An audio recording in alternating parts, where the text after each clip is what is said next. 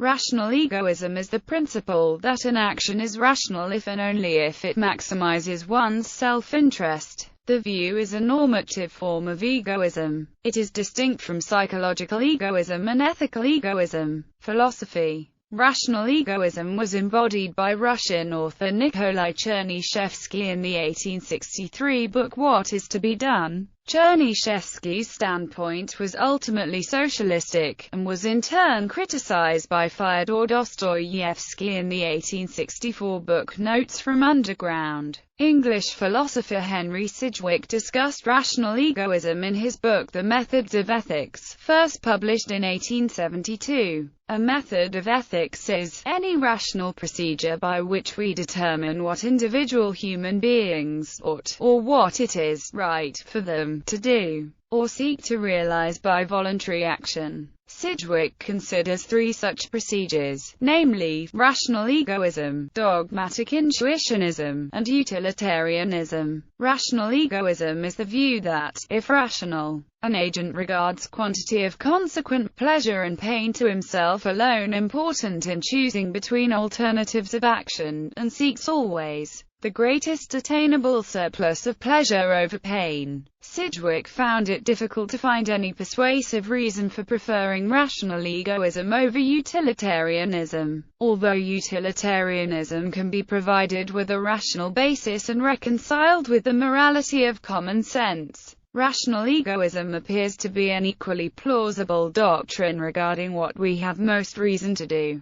Thus we must admit an ultimate and fundamental contradiction in our apparent intuitions of what is reasonable in conduct, and from this admission it would seem to follow that the apparently intuitive operation of practical reason, manifested in these contradictory judgments, is after all illusory. Criticism. Two objections to rational egoism are given by the English philosopher Derek Parfit, who discusses the theory at length in Reasons and Persons. First, from the rational egoist point of view, it is rational to contribute to a pension scheme now, even though this is detrimental to one's present interests. But it seems equally reasonable to maximize one's interests now, given that one's reasons are not only relative to him, but to him as he is now. Parfit also argues that since the connections between the present mental state and the mental state of one's future self may decrease, it is not plausible to claim that one should be indifferent between one's present and future self. Ayn Rand.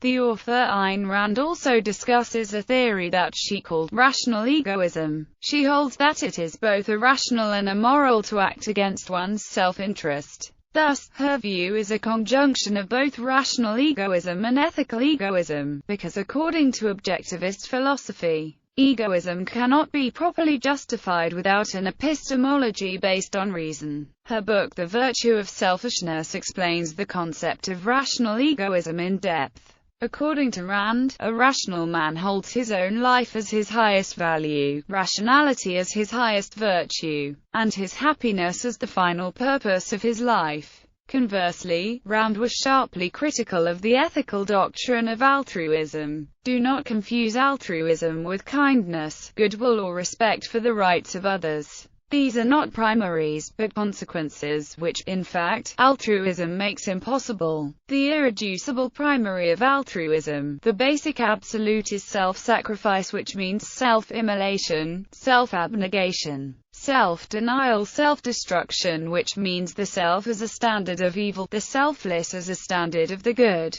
Do not hide behind such superficialities as whether you should or should not give a dime to a beggar. This is not the issue. The issue is whether you do or do not have the right to exist without giving him that dime. The issue is whether you must keep buying your life, dime by dime, from any beggar who might choose to approach you. The issue is whether the need of others is the first mortgage on your life and the moral purpose of your existence. The issue is whether man is to be regarded as a sacrificial animal. Any man of self-esteem will answer, no. Altruism says,